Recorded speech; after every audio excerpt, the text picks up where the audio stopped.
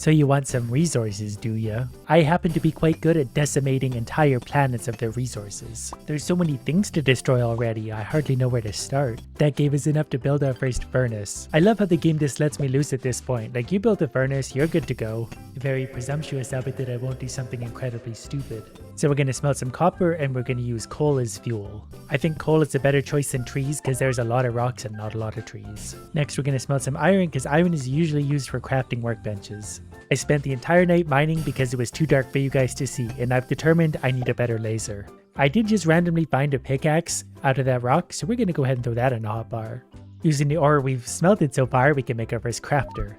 But then we need to power everything. With that, we make a Tesla coil. I think we can just throw that somewhere in the neighborhood and it powers everything. And then we can start to make better weapons. I also have a whole lot more iron I could be smelting. And for now, my way of producing power is to put a treadmill in between everything and then run. And then we're making primitive handles, which will hopefully unlock better weapons for me later. For more mining laser power, we need copper and whatever those things are. But first things first, I want a collector. This is going to sit back and relax and collect surrounding resources. So I know what I'll be doing all night. And the collector actually seems to have a pretty big area. Pretty sure if I put it there, it will connect because I'm powering the Tesla coil. Overnight, I created a few batteries. That way, as we're creating energy, the energy gets stored in the batteries and it can charge things when I'm actually not here. I hope soon to actually have something that can just burn stuff for power. That way I don't have to run like an idiot constantly. I think I also want to make a boat. That way we can explore some of the surrounding lands and hopefully have something a little bit better. Boating technique aside, I'm not seeing anything different on these other islands, so not sure the boat was worthwhile yet. But at least now as I'm running on the treadmill, we have the drones gathering resources automatically, the batteries charging, and things being created in the crafter. And to make the processors that we need for a little bit more advanced stuff, we need to smelt the copper ingots into copper wire and combine those with an iron ingot. So I suspect that our next step is going to be to build a researcher. We need 5 chips, 10 irons. So I've got some running to do. But thanks to just a little bit of grinding, now we have the chips we need. Overnight, we have what we need to do the researcher. We're going to put that there where we can actually have a little bit of room to maneuver around. I think for now we want to research alloying. That way we can make a foundry, steel vault, and a sword blade. So we just need to feed it some of the good stuff and get to running. After a few minutes of researching, we're still a little ways away. We need lots of iron and lots of coal. But I should probably also check my collector a lot more because the drones bring everything but they don't give them to me. Because I could have been running along this entire time. While I'm at it, I'm actually going to use this to make some more gears because I want another collector. If I put another collector somewhere nearby, they'll collect even more stuff for me while I'm running anyway. Plus you can just never have too much of a good thing. One very long run later, we've done alloying, which I need a foundry for, and to make a foundry, I need an ore I haven't found yet. Unsurprisingly, it turns out I'm a massive idiot because you can actually smelt stones into the bricks we need. In my defense, I'm just kind of really stupid. But now with just 10 bricks, we can create a burner that's going to produce power. So now I just need to try and keep up with my wood production. And I can also turn all of this wood directly into biofuel, which probably works a little bit better. Since it's nighttime anyway, I'm just going to manually run this power all night. The next morning, all of my biofuel goes into the burner so everything can work along. I have tons of bricks ready to go, which means we can make our first foundry. We're going to slap that up there.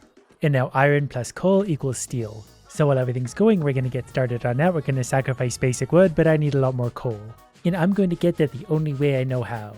Inefficiently. But at least now when I get back, I could be turning wood into biofuel on the previous biofuel energy. And we got lots of coal, we just need more iron yet again. We forever need iron. Clean energy would also be nice because you can make a solar panel and a big battery. We need 40 steel to get that. For now, I'm going to focus on better automation. That's going to be a big help to us considering we're not using automation at all yet. So basically, I need a lot of iron. After circling basically the entire island once, we ended up with 23 iron ores. There's the final gear we need and even one more for good measure. Except we need 30 and not 20, so I'm going back to mining iron. At least my legs will get a really good workout throughout this entire process. But we finally got what we need. We're going to start research and put these into there and never mind iron ever again in my life. Also, I'm pretty sure if you put something in the burner and then take it out, you get your full refund back, but the burner actually keeps going. Also, by huge coincidence, I just pressed F1 and I can turn off the night. So no more waiting throughout the nights. I can also make something called a star launcher. It's pretty expensive to do, but I'm a little bit curious as to what this is, so we're going to throw it down here and then see exactly where this takes us. The Space Hub, trade center for the citizens of the solar system. Okay. So this is where we can buy materials. Wish I found this earlier. My better automation is complete, but we're going to explore the dungeon on the moon. It's actually got a lot of enemies in it, so that's kind of interesting. I can understand now why we're supposed to be making weapons. I'm going to try and kill this because it's shooting stuff at me. The other guys don't seem so dangerous. I do think they actually regenerate HP though, so I do need to actually kill them fairly quickly. I tricked some of them into walking over the spikes because they're robots, so they've all been murdered. Now there's one little slime and one more slime. I'd wager by the skull on this that there's going to be a boss here. And what a boss. I was hoping I could laser it from far away, but that's fine. We'll walk up and punch the giant mushroom tree. Oh, it also seems to spawn mushrooms. This would be a lot easier if I could do a little bit more damage, but I think we'll be perfectly fine. It would also probably be really easy if we had an actual gun. They seem to give me some kind of warning before they attack, so as long as I'm listening with my ears and not touching poison fog, we're fine. Redcap seems to have 2 moves. It's down below half HP. It slams the ground or shoots a fog at me, and I just walk away from it. I've defeated the giant mushroom tree. Its idiots seem to have given me lots of loot. Well, we'll leave the scene of this murder and head on home. So I guess then I'll mostly just go back to mining resources again. Next, I want clean energy. That way I don't have to continually fill things. So I need a lot of coal and a lot of iron, which I said I was never going to mine again, but I don't have a choice. And this gets more fun each and every time I do it.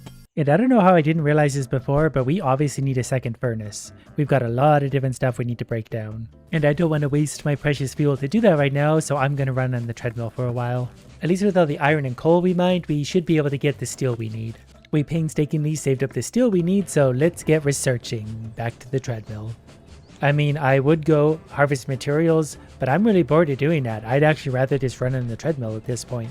I've decided I have given myself a side quest. I've left the burner on, so that's going to burn through my precious biofuel while I'm going to go harvest stuff. What we're going to build now is a tool bench because that can apparently build modular weapons. So if we get different pieces, I think I get it now. I can build my very own weapon. This has a pickaxe top, a fungal whatever that is, and a primitive handle down below. But with 10 steel, we can make a sword. So let's make a little more steel and just skip straight to that part. Just got to go ahead and, you guessed it, harvest more resources. Okay, let's put our sword blade together. That takes no time at all to make. So can we put a sword blade on top of the handle? We can. Look at all that damage we get. I think I like this. This is going to be the best weapon we've ever had. I also finished my solar panel thing. Now we need a whole bunch of steel again, and even more steel again. Luckily to make the copper wire, we've already got lots of copper going.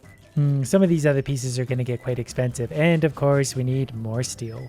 And for that we need lots more coal, so I'm going to search the whole island for coal yet again. We're also going to need some processors, so it's a good thing we made lots of those, and we're going to need to borrow some of our iron back from our super smelter. We'll split those in half, and then we can make some more of the chips as well, so we can get some automation going. Perfect. Just as the rainstorm is set in, we can set up our very first solar panel that's going to help power everything around here. Probably. Hopefully. We'll go ahead and put it up here, and then as soon as the rain stops, we'll be able to work with that. And a big battery that can store power for whenever we need it. So depending on what we're doing, yeah, we're going to be in good shape. We're also going to make another 5 gears. Those are going to go by themselves because we're getting proper power at this point, which means I can take my biofuel back as well. The sun is out, so we're going to put another collector, I guess, somewhere up here. It says it's not plugged into power there, so it's got to be within the range of a Tesla coil, I guess. Okay, so let's do a little test then. If we put a Tesla coil here and a collector here, yeah, that should actually work. So we'll put that right up on the edge there, and then it's going to collect a whole bunch of stuff, although it has no power. But the Tesla coils can actually link together. Okay, that did it. Tesla coils are actually just power lines. So if you connect it from the center and we're collecting, yeah, okay. So now we can put collectors all over the place if we want. So now is when we would do something like build a chest in an out-of-the-way place. Add another collector somewhere where there seems to be lots of resources popping up. Then we can add one of the movers that's going to start bringing items out, and then we can make a conveyor down towards the chest, which we kind of put in a dumb spot, but what else is new? So if I put that there, none of the items are going into it. Thought that might be an automatic thing. So for now, I'm not really sure how that works, but we do have lots of the collectors that are working automatically at this point, so I can just stop by from them every once in a while and get all the materials I need. But I didn't make this enormous sword to not use it. Yeah, that's better. It's almost one-shotting the big things and knocks them way back. The first dungeon was a little bit of a struggle. This thing is absolutely wrecking everything. This room would have been reasonably hard in the other dungeon. Now that we got this big sword, nice and easy. Starting to notice the enemies getting a bit repetitive. We have a slime, a mushroom, and a robot. But eventually we should find a boss in one of these rooms. Some of these rooms are actually getting harder because there is just a lot of enemies that swarm you. This dungeon led me to a chest with a long handle and a stone. I can't imagine having any more length than this. What a world that would be. And you'll never guess who we found.